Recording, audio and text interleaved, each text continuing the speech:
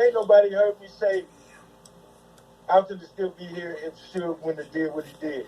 You ain't heard that. Yeah. I know my motherfucking brother. I just want to put things in context for you. The topic of this show that's on Bomb First, by the way, I'm borrowing this audio from Bomb First. The topic of the show is, did Mob James inform on this guy? The guy released the paperwork. He released these surveillance photos. You get all of this information from your discovery. If you are involved in a case for selling drugs, the prosecutor has to turn over their evidence to your lawyer. Okay? So if somebody informed on you, you're going to get all of that information, but they're going to redact their name. They're not going to tell you that person's name, but you can find out who it is just based on putting two and two together. They're going to tell you the informant bought drugs from you at this time, on this day, at this location. And they're going to have that as many times as they dealt with you. So you're going to be able to put two and two together. Also, surveillance photos, surveillance audio, surveillance video, all of this stuff has to be made public to your, it's public record, first of all, and then on top of that, they have to release it to your defense, your lawyer. So, first of all, if somebody's innocent, normally when people are innocent of a specific charge, if somebody says, okay, you killed somebody, you're not going to talk about your brother, you're not going to talk about topics that has absolutely nothing to do with what's going on. That's called deflecting. I know what the fuck's going on, but Bunchy been gone since 2002, and I don't want to speak on Bunchy. I don't want Bunchy ain't got shit to do with it. It's like, I see. It's like, what does this have to do with the allegations of you informing on somebody? Whatever. Whatever. John, did you put the pictures up yet? Yeah.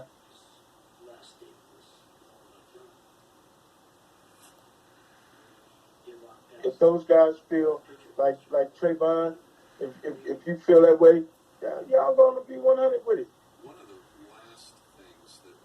Yeah. Be 100 with it. I mean, goddamn, like. Well, James, let me just say this publicly. I said to you privately, and I said to you publicly. I don't care one way or the other. You are like a brother to me. I got a lot of. I like this approach by Reggie. Reggie is basically letting Ma James know, hey, look, I don't care if you snitched or if you didn't snitch. Our relationship is beyond street code, corner ethics. Street corner ethics is not the foundation of our relationship. We're friends. We were friends since we were children, and here we are, almost 60 years old, and I'm not going to allow something like you informing on somebody back in 20 years ago ruin our friendship, because I'm not a street guy and street principles aren't important to me.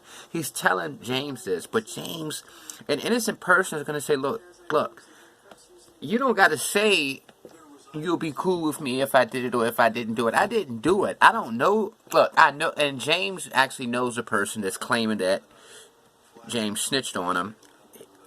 They were actually best friends at a certain point. And Reggie even admitted it, that James and this guy were good friends. James' brother Bunchy, who died, loved this guy. James used to love this guy. They were great friends. Reggie used to see this guy at James' house all the time. So, an innocent person would say, look, I know him. We were cool, but he got this wrong. I did not snitch on him.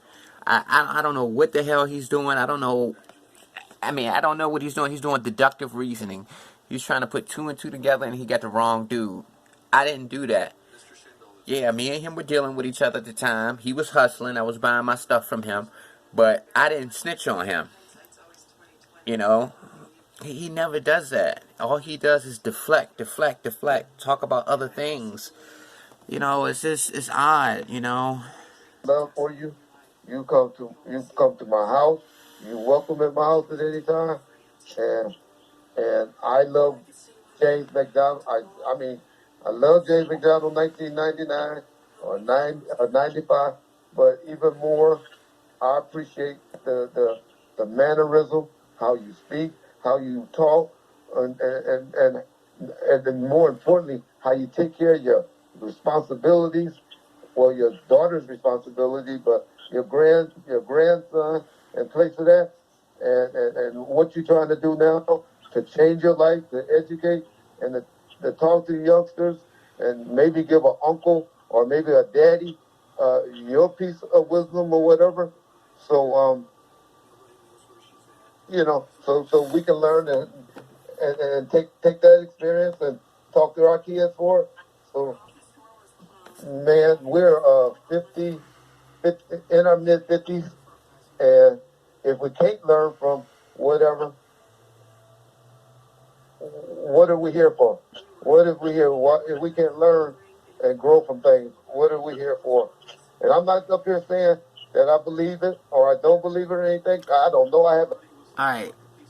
Reggie and James have been lifelong friends. They've been friends since they were children, and James is not saying anything. An innocent person isn't going to just listen to that and not say anything. An innocent person is going to be angry, upset. They're going to hit you with the facts, hit you with the reasons why they couldn't have been responsible for this.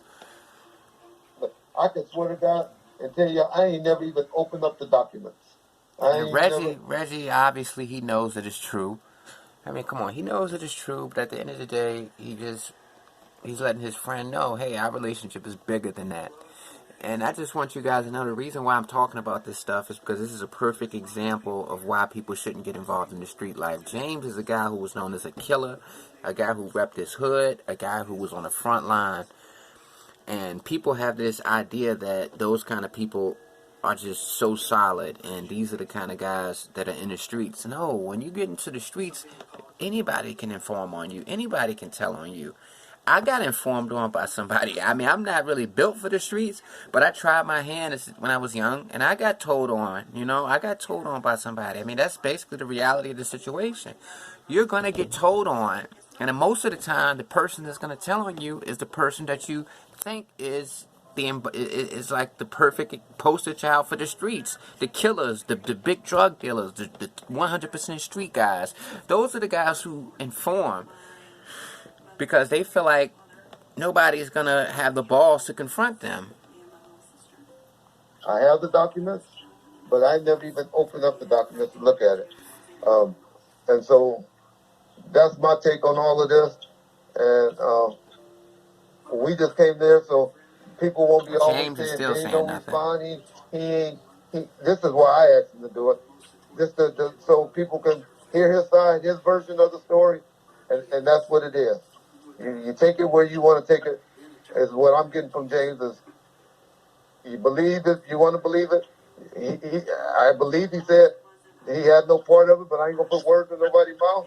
But that's what he has told me, and so that's what. And you see, Reggie, he's been knowing James ever since they were children. Reggie, if he really knew that his friend, his lifelong friend, was innocent, he wouldn't be saying, I don't know if he did it. I don't know if he didn't do it. I love him anyway. He wouldn't be saying that. He'd be saying, look, I know the guy, FG, who claims that James snitched on him, but at the same time, FG is a great guy, and I'm not taking anything from him, but he's wrong on this. James did not do this. Reggie is a former police officer. He was trained in how to detect the truth. He knows when people are lying and when people are telling the truth. That was one of the skills that he had as a police officer. And James is letting all of this letting Reggie talk like this without intervening. If you're innocent, you're not going to say y'all can believe it or not believe it. You're going to stress the case. James isn't even defending himself. Come on, man. And I be telling y'all, get out the streets, man. The person that you think is your friend, the people that you think aren't going to tell on you, they're going to tell on you. It's not the squares that you got to worry about. It's the street dudes. If you do, that's between you, your guy. And he's still not saying anything. The people that are allegedly involved. Let's fast forward and see if James does anything to defend himself. Counseling, medical treatment, educational programs.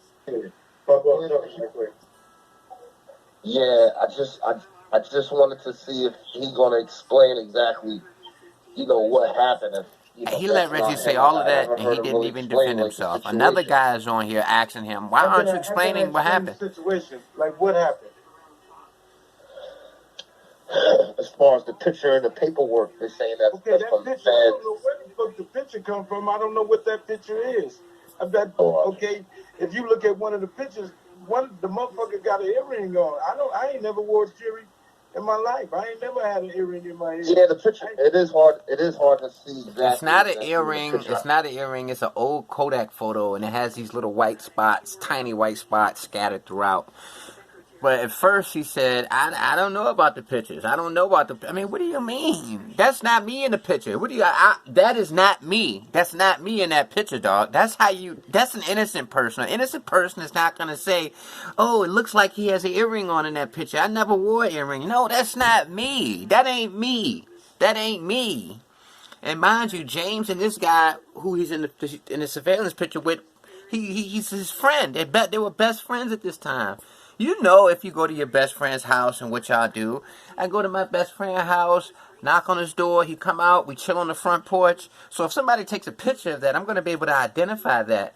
You know, I can tell you if that's me and my friend on his front porch or if it's not me. I'm not going to say I don't know about that picture. No, that's not me. Hold on 1 second, because I want to respond to somebody I got a little respect for what he done with your number, and then we'll call you. Stuff like that. You put the paperwork out immediately. You don't wait. Leave me the fuck alone, man. I ain't hanging in the hood. I ain't running around here with no bandana trying to be a super blood. I'm 57 years old. I ain't out here living like that. And that's his defense to somebody saying, hey, you told on me. I'm old. I'm not active anymore, so leave me alone. That doesn't sound like an innocent man. That sounds like somebody who's in denial, and that sounds like somebody who's deflecting. If somebody is innocent, they are not going to say that. None of everything that he said would not come out of their mouth. If somebody is innocent of something, if somebody comes to you and say, you killed John, you're going to say, I don't know, I did not kill John. Here's a picture of you and John together in 2002. That is not a picture of me and John in 2002. John said that he sold dope to you on Monday and Tuesday, and in the paperwork, they have confidential informant bought dope Monday and Tuesday at the same time that you normally bought dope. Yeah, I used to buy dope from him, but I can tell you I didn't buy, not at that I didn't do it at that time. Whenever we used to get up early in the morning. We used to try to blend in with the work traffic. We did not meet at that time.